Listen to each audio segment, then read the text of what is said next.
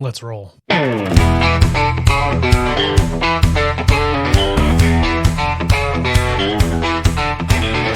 Hello and welcome to the Must Read Alaska Show. Here you get relevant and timely content you won't find anywhere else. You can learn more by going to mustreadalaska.com, and this show can be found on YouTube, Facebook, X, and your favorite podcast site. Let's talk truth about politics, the economy, and all things Alaska. Now, the host of the show, former state legislator, combat veteran, small business owner, and all-around great guy, Ben Carpenter.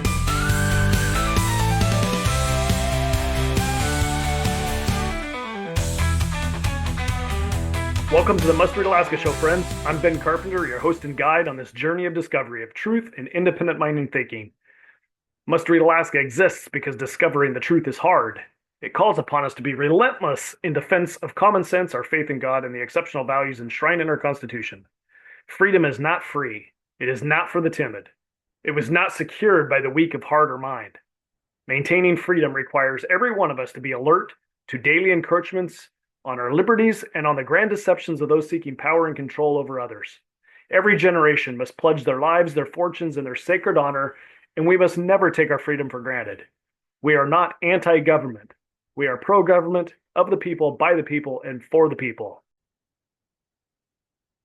Today, I had the distinct pleasure and honor of attending the Alaska Sustainable Energy Conference hosted by Governor Dunleavy. There were several hundred people in attendance from all over the world. And I thought I would do a real quick update with you, since you were not able to attend, and kind of fill you on some of the highlights here. So Governor Dunleavy opened up the morning with a talk, and also introduced Matt Larkin of Dittman Survey, Dittman Polling. You've probably heard of him. Pretty reliable and honest polling outfit. So interestingly enough, I mean, I don't have all the statistics that he brought forward with me right at the moment, but I do have some of the ones that I wanted to highlight. So this is a survey not of just Alaska, but of the United States. And the purpose was to kind of get a feel of what Americans feel about Alaska. So interestingly enough, for Alaskans, Americans ranked Alaska as the most positively ranked state. And I'm not exactly sure what question they were asking, but that is what Matt led off with. Most positively ranked state. So I guess there are, in Americans' minds, there's states that have, you feel good about, and there are states you don't feel so good about, and Alaska's right up there at the top. 4 out of 5 Americans said they want to visit. Makes sense if you rank Alaska up there, in the positive in your mind. Americans believe that we are the number 2 state. We're just behind Texas for essential minerals and energy production.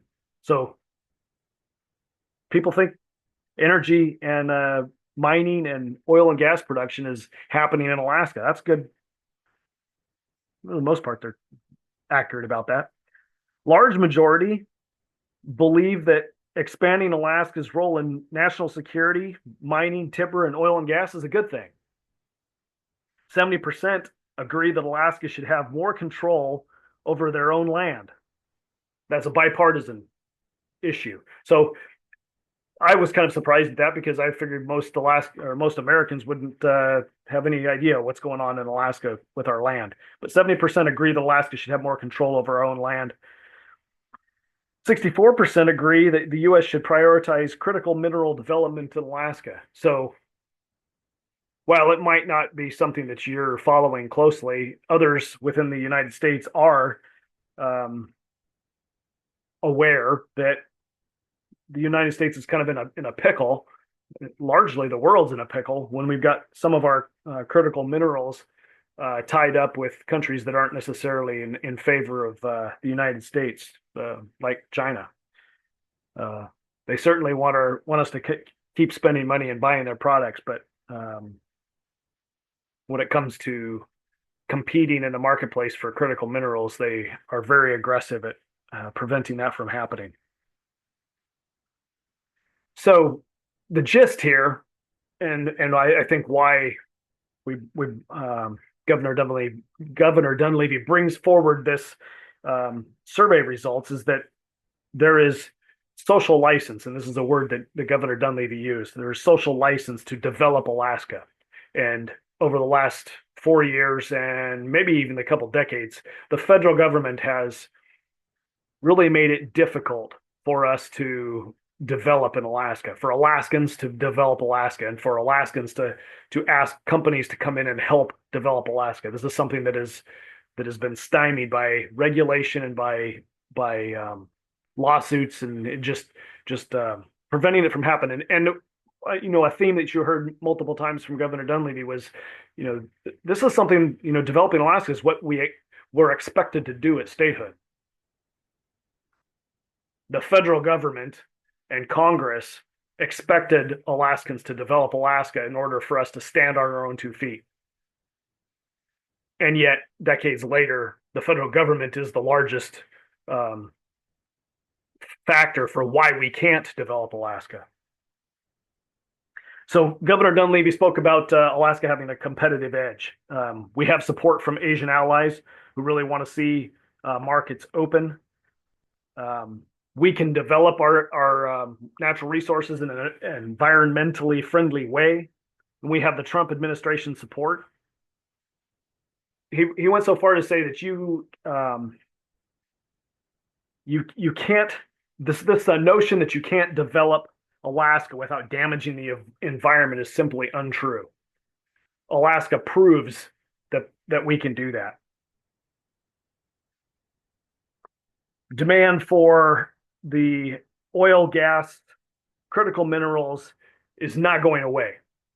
Like, all of the projections worldwide is that, no matter where you fall on this energy transition and the Green New Deal and all of that, the demand for oil and gas and critical minerals isn't going away.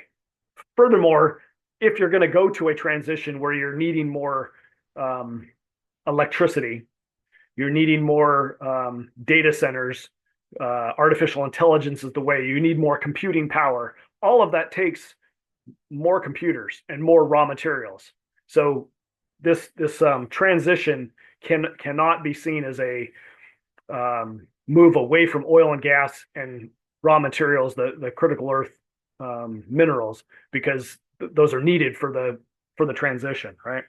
So the big names that came to the conference and spoke today were our National U.S. Energy Secretary Chris Wright, our Interior Secretary Doug Burgum, and the EPA Administrator Lee Zeldin. And I have to say that it was refreshing to hear these guys talk and share with the crowd on what President Trump has asked them to do. And I'm gonna queue up some audio here from those individuals speaking, so that you can hear from the horse's mouth what was said, and the leaders that are leading our nation and helping Alaska develop our state going forward. So here is this is Interior Secretary Doug Burgum on the future of Alaska. Well, yes, I was here July 4th, 1976 in Kotzebue. So by myself, interesting the way I got here, I hitchhiked to Alaska. I didn't hitchhike all the way to Kotzebue because, of course, there's no road. You taught school there, but I did make it from Arthur, North Dakota to Alaska hitchhiking. I did take a little part of that on the Alaska ferry system before I walked over the Chilkoot Trail at Skagway. There wasn't a road there in Skagway at the time I did that. But it's an amazing place, and it's my first time here in the current role. And it's everything that these two gentlemen said. I just think that Alaska is in a spot where they can do it all. Alaska can have can have the most beautiful national parks. It can have the most amazing wildlife. It can have incredible hunting and fishing opportunities. It can have incredible tourism opportunities. But there are some things that have been choked by regulation. Timber development has been choked by regulation.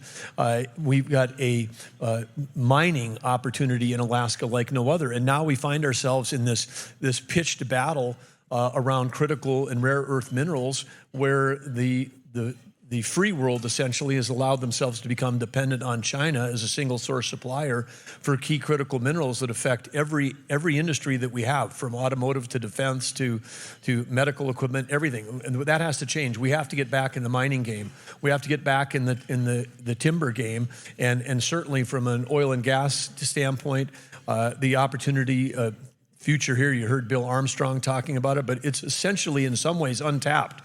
This is the beginning of Alaska as an energy state, not the end of Alaska as an energy state. And I couldn't be more excited about it. And in the job that I'm in right now, of course, with parks, with U.S. Fish and Wildlife, with Bureau of Land Management, the huge chunk of my job is Alaska. So it's without a doubt, this may be my first trip here as Secretary of Interior. It won't be my last, because literally it's my job to come here. It's my job to understand the issues that are here. And one of the things that was so interesting when we were meeting with the leaders from the North Slope, they, again, that care deeply about the land, the water, the wildlife, the soil health, all of the things they care about. They care about it more than any bureaucrat ever could. And so they care about it, but then also when we talked about the issues, they would say, this is an issue my grandfather was working on. I mean, we've got some things, whether it's, you mentioned this morning in your remarks, whether it's, for 45 years trying to get land transfers done to your state, getting roads built, getting basic infrastructure. These are things that the Trump administration, the three of us, are chartered to do. So super refreshing to hear our leaders in Washington, D.C. Speaking so positively about Alaska. The Interior Secretary spoke briefly about what their charter is from Trump, and I'll let you listen. The three of us are here representing the Trump administration because we want Alaska to know we see you, we hear you, we care about you, and we're going to make sure that these things where the federal government has gotten in your way over these last decades, our job, literally, our instructions from the President of the United States is to get the government out of the way so that Alaska can reach its full potential. To every Alaskan that's following and interested in increasing prosperity in our state, this has got to be music to your ears, and it's a long time coming because we never heard this from the Biden administration. In the final clip of Interior Secretary Burgum that I'm going to share with you today, steps back out to a 30,000-foot level and shows that he knows exactly what's at stake. And here you go. So part of what we're doing is just unwinding a bunch of bad stuff that was literally illegal against the state of Alaska to allow for self-determination. As a governor, I understood that the federal government has limited rights. The 13 original states said, these are the rights of the federal government. And anything else that's not delineated as a specific right, like protecting the border, like printing currency, like national defense, anything that's not in this narrow category is deferred back to the states. Along comes Alaska, achieves statehood, and then has basically been fighting for statehood every day since, because the federal government keeps saying, no, for you, Alaska, you're special. We're going to retain that power and that thing. And I understood that as a governor, that we've got to keep fighting. So part of what we're doing here to really have Alaska reach its whole potential is we've got to just stop the federal overreach, stop the federal overlap, because you've got great game and fish working for you. And guess what? In the North Slope Bureau, they've got some of the biggest experts in the world on polar bears working for them. I mean, so we had somebody in Washington, D.C. going to make a decision about polar bears as opposed to talking to the people that have lived among them and understand them their whole life. So part of this is just basic principles that we have to get back to. And you said we're all excited to do it. So that's Interior Secretary Burgum. If you haven't heard him speak before, super individual, and did very good connecting with the audience. here, in my opinion. At least he connected with this individual. I sure appreciated hearing what he had to say. So next, I'm going to play a clip from Lee Zeldin, who's not a secretary by definition. Technically, he's an EPA administrator. But I'm going to play an audio clip of Lee Zeldin. So here's Governor Dunleavy posing a question to Lee Zeldin.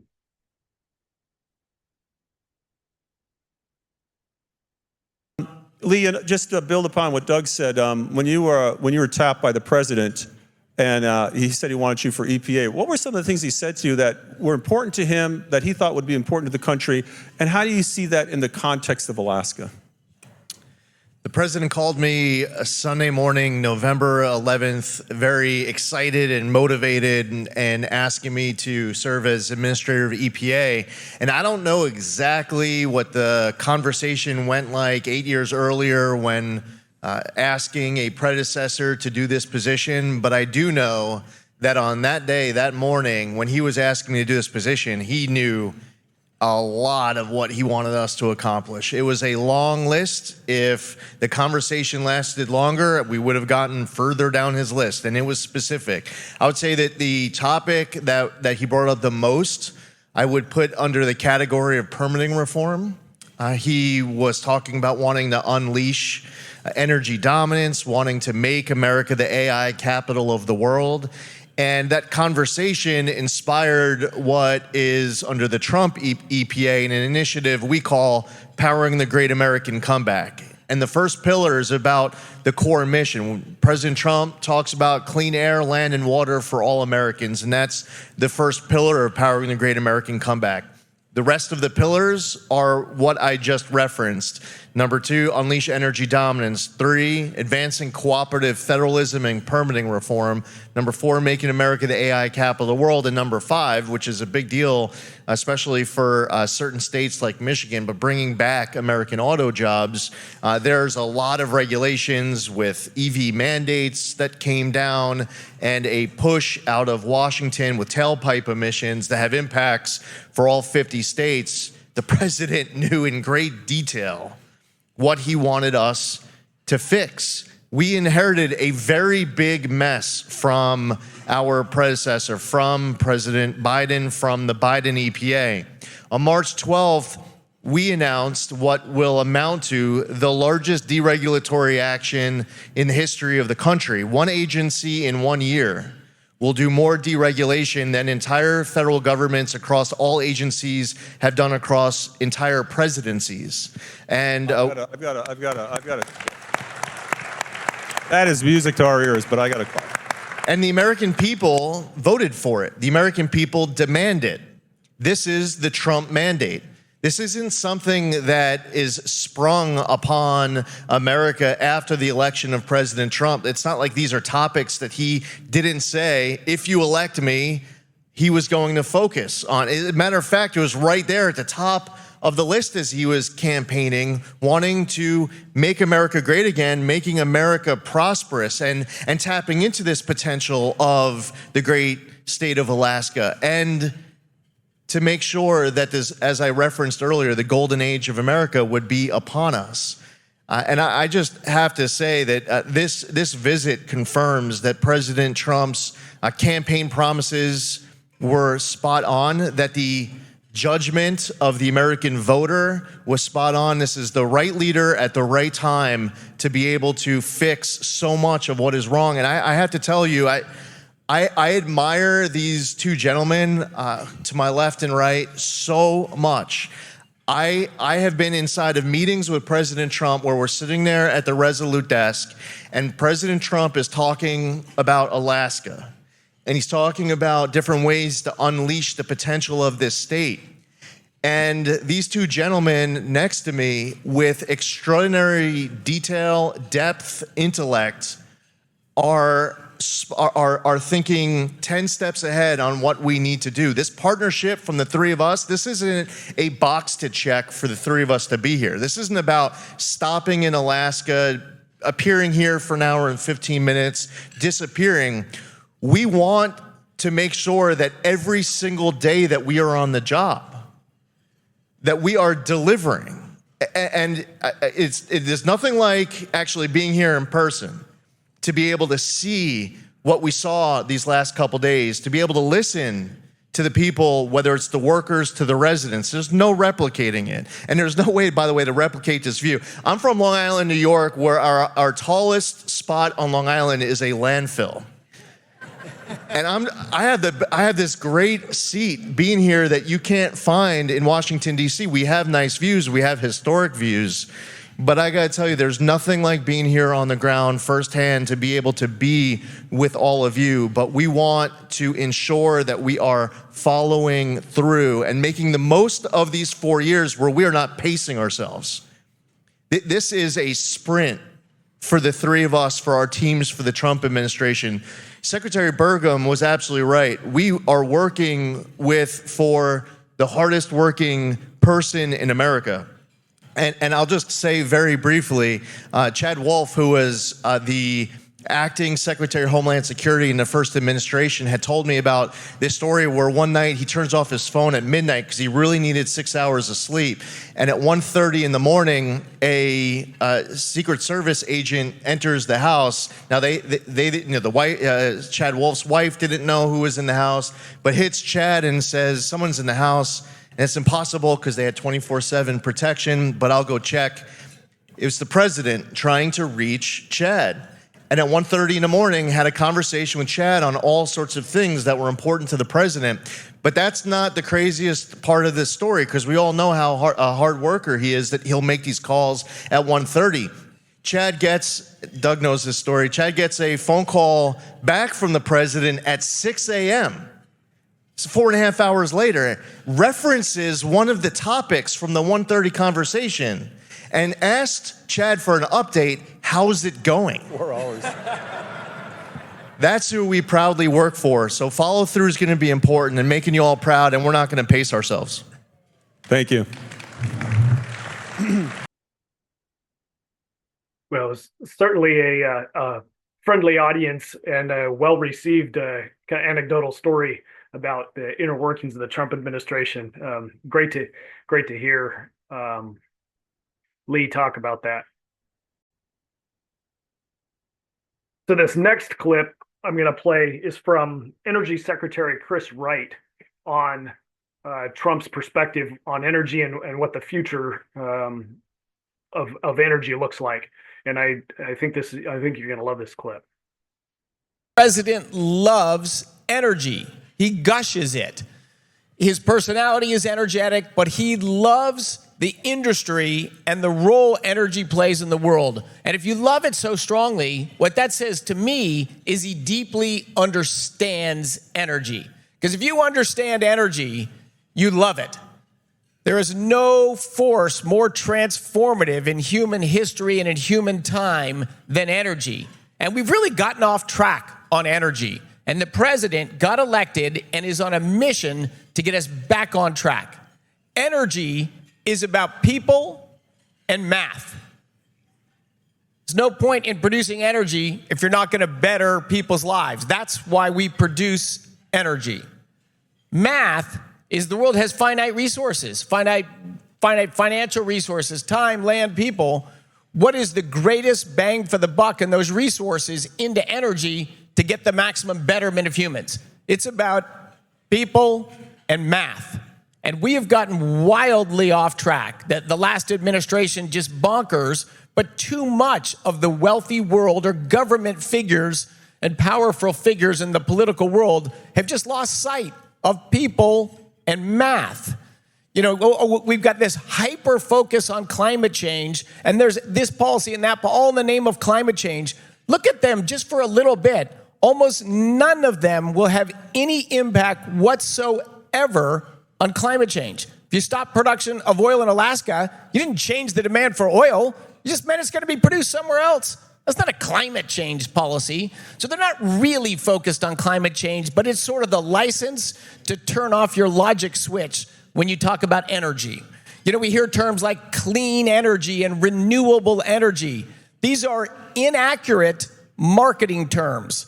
There is no energy source that does not take significant materials, land, and impact on the environment to produce. Zero.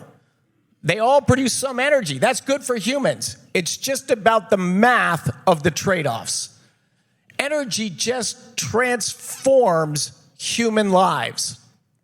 To put that in energy, life today without modern energy is nasty, brutish, and short, just like it was throughout all of human history.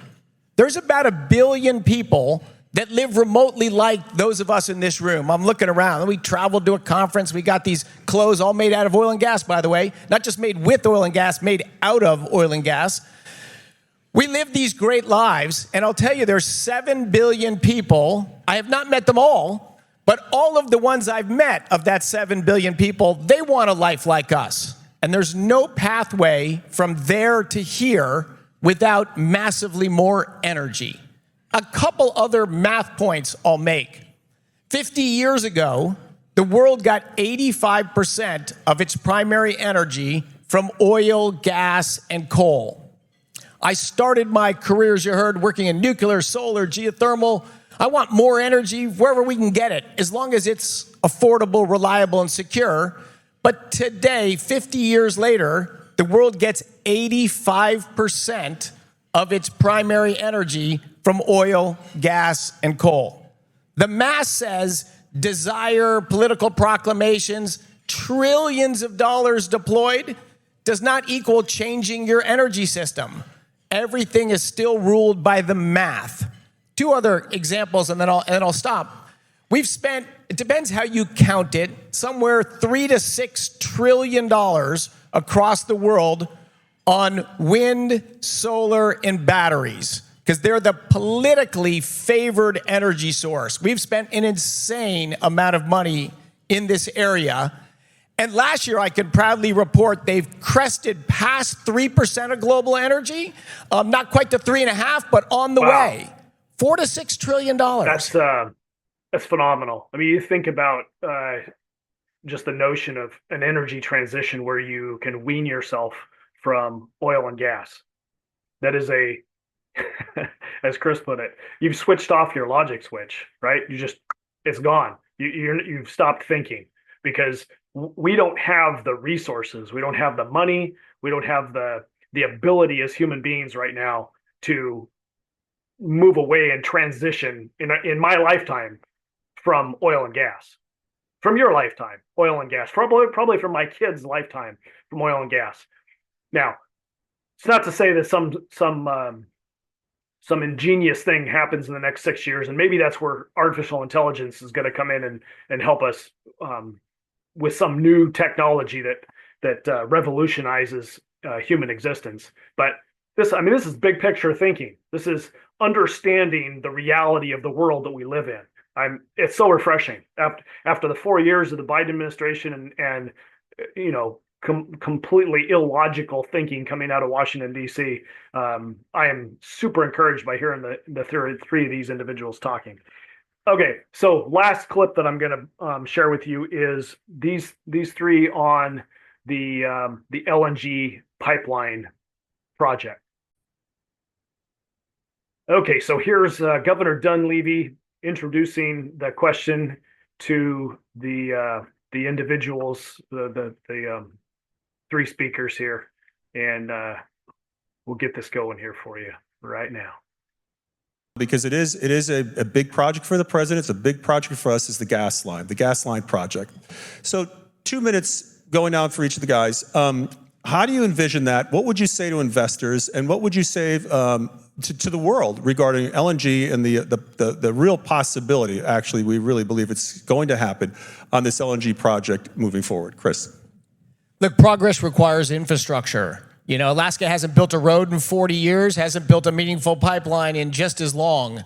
We need to build this pipeline. It will transform the lives of people in Fairbanks and Anchorage and all the communities around here, bringing economic opportunity, bringing lower cost of living and better lives. And of course, it'll be a pathway to build a little bit more infrastructure to deliver gas to the world. Natural gas is by far the fastest growing source of energy on the planet. 40% of the growth in total global energy consumption in the last 15 years, 40% has come from natural gas, and no indications that's changing. So a tremendous opportunity for Alaska, but it takes bold capitalists and bold bets to make it happen. But that's what made Alaska a state, onward and upward. Exactly. Thank you. Lee. My colleagues described this as the big, beautiful twin as we were up on the North Slope.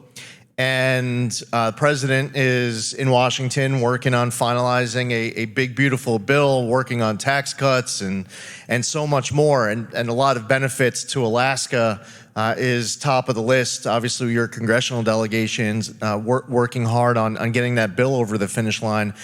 This project presents enormous opportunity. And I felt when we were at the first stop on the slope, when we were meeting with community residents, we took a windshield tour just before this town hall that we did.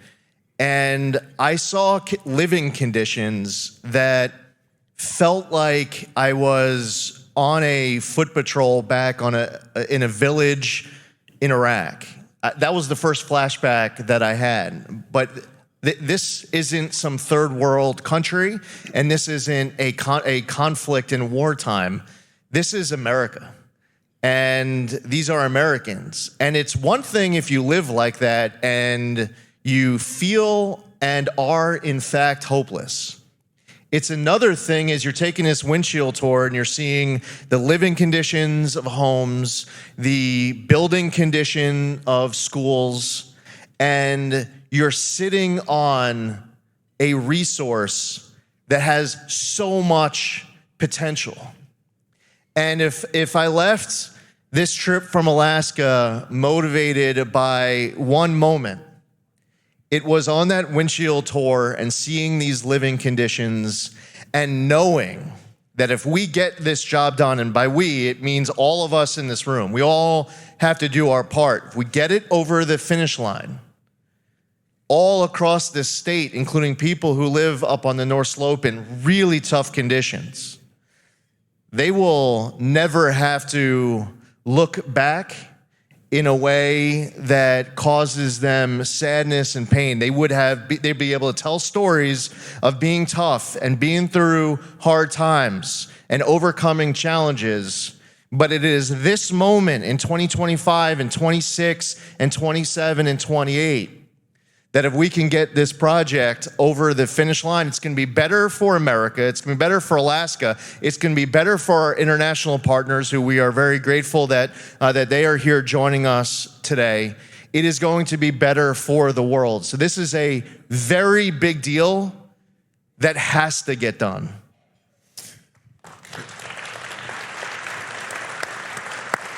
Doug, you're going to finish up here, and Lee said something about certain conditions reminding him of a war zone, and I'm being sincere when I say this. A lot of us believe that there was a war declared on Alaska by the previous administration and some administrations before that hobbled us and prevented us from realizing our full potential that the framers of our Constitution, the Statehood Act, federal officials wanted us to accomplish. But I'm glad you pointed that out. But Doug, you have a hat that says Uncle Doug. A lot of us call you Father Doug because of your scope over the state of Alaska in terms of all the stuff in your portfolio. And I remember we talked one time and I said to you, Doug, hey, I don't want to take a lot of your time. You said, Mike, listen, you guys are 50% of the portfolio. We're going to give you the time that we need. And that's why you're here today. But you're in charge of NEDC. You're really the czar of Alaska. You're on all three of you are the point people for this gas line. Tell me what your thoughts are as we finish up. And I just want to say thank you. And first, I'll tell you, I have a hat that for says bringing Uncle this up Doug because I'm very happy that the mayor of the North Slope Bureau gave me one the other day. I'm wearing it with pride as a term of endearment, so I appreciate that. But yes, as we're a nation of states. Fellow leaders here have said, the Alaska pipeline, first of all, we have so much gas. We have literally unbelievable amounts of gas on the North Slope. I mean, the re-injecting, when we were up there, they're re-injecting 8 billion cubic feet a day. I mean, there's not a place in the world where we know we've got that much gas. We've been re-injecting it for 47 years. So it's not a question of finding it, it's just transporting it. We know, as Chris talked about, the demand for natural gas is going up all over the world. It's preferred, and it's also very easy to ship. We also know that Alaska, to stop from a resource geographic development in standpoint, Alaska. is so It's connected crazy. to Asia. Don't do that. From our Asia allies, it's an 8-day trip. Your From other Secretary parts of Virgo. the world, whether it's the Gulf of America or whether it's the Gulf states, I mean, you're talking 24 to 28 days. Huge shipping advantages. And then it's not just the distance, it's also the shipping security. If you're shipping from the Middle East, to Japan or South Korea, and understand that our allies, they're here today, those two countries, along with the Philippines, Taiwan, and others, but there's tension in that part of the world. And there's tension there like today, like we haven't had since World War II. And again, Alaska is so large, it's hard to understand. Japan, an island with 120 million people on an island that's about 2/9 the size of, it'd be probably easier to say slightly more than less than a quarter, but it's like less than a quarter of Alaska. There's 120 million people. South Korea is even a smaller fraction than that, because South Korea is 1/4 the size of Japan, with 51 million people in this space. Or if you like North Dakota analogies, it's South Korea is half of North Dakota. Japan is like North Dakota and South Dakota, but these are small compared to Alaska. And then both of those countries have almost zero oil and gas. So they're importing 100%. They're completely dependent. And if it's coming from the Middle East, it's coming through the Taiwanese Straits. Taiwan is here. Taiwan wants to have LNG from Alaska. They shared that this morning. They've signed the MOU. I mean, and of course they would want that, because if there's going to be a place where it erupts, and now you've got China with 350 ships, largest navy in the world, if there's a blockade there, I mean, you could be in a situation with Korea and Japan, and you say, oh, well, that's those guys, not us. Take America first. Well, one of our largest bases outside the United States is in Japan. Japan has been a partner and an ally of ours since World War II for 70 years. The largest number of troops we have at any one location outside the U.S. is in South Korea. 28,000 troops are in South Korea. And of course, we've got a presence in all these other countries, and we've got a great partnership with UAE. They're here today. They're investing record amounts of money in energy infrastructure in America. So we have great partners that are here, but we're in this thing together. But Alaska also needs it, the citizens of Alaska, because the Cook Inlet gas is in decline. We need to have more energy here for the state of Alaska. And then we have multiple really important DOD locations here in Alaska, and a number of them could use a second secure source. A lot of them today are using coal, which is great. You can stockpile it. It's assured. It's 24 hours a day. But let's give them an opportunity to have LNG as well, because we can just run spur lines off this pipeline. So whether it's the people of Alaska, whether it's U.S. defense in Alaska, whether it's our allies that are an extension of our defense, this is a reason why President Trump, it's the only infrastructure project he talked about in his joint address to the two chambers of Congress this year, was this project. And of course, when he hears that it might take, X number of years to get done, the only question he has for the governor and myself and the three of us is, why can't you do it faster? Because he knows that we built this technological marvel called TAPS, called the Transatlantic Pipeline, that we built that in 2 years and 2 months across wilderness. Now we're building a pipeline next to existing infrastructure, next to a haul road, next to a railroad. Why in the world? So part of making America great again is being able to do big, bold, great things and do them well and do them quickly. And that's what we've been charged to do. So part of it, we have to actually start thinking differently as a country, thinking differently as business leaders, and say, yes, why can't we do this in 2 to 3 years? Why can't we get it done faster? What would stop us? If we were in the middle of a war and we were going to then we're going to get charged for it, couldn't we get it done? Of course we could get it done. But we are in a war. We're in an AI arms race right now, and so are our allies. And so let's figure out a way to unleash ourselves from the strangulation of regulation. We can build great things and take care of the environment. This is not a time for or. This is a time for and we've got the intelligence, the capability, and the caring to get it done. Let's go do it. So if I'm a betting man, I'm saying the full force and power of the federal government is coming to bear on getting a natural gas pipeline built from the North Slope down to Tidewater in Nikiski. That's what I think. I think that's what's going to happen, barring some catastrophe, which heaven forbid anything like that happens. But we've got serious firepower and serious players with the ability to think big. These guys are not suffering from low expectations.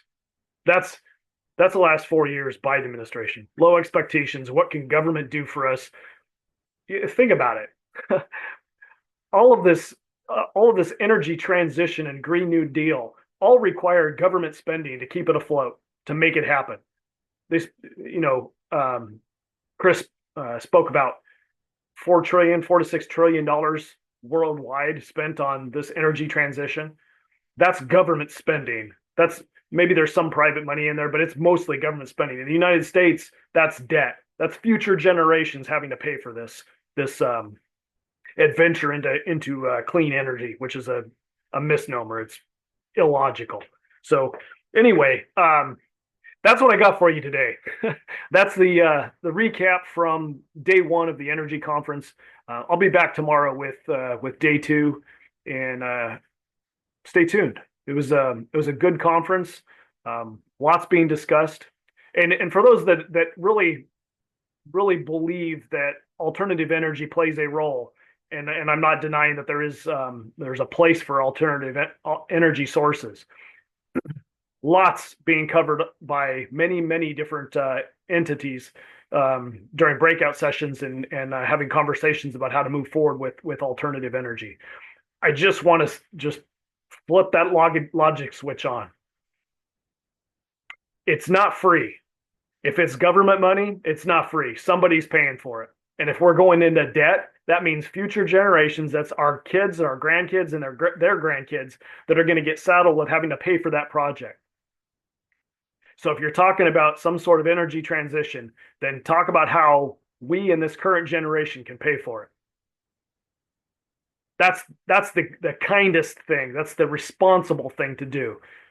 We have to stop with this concept of saddling the future generations with debt and with lower prosperity because of things that we think we need now.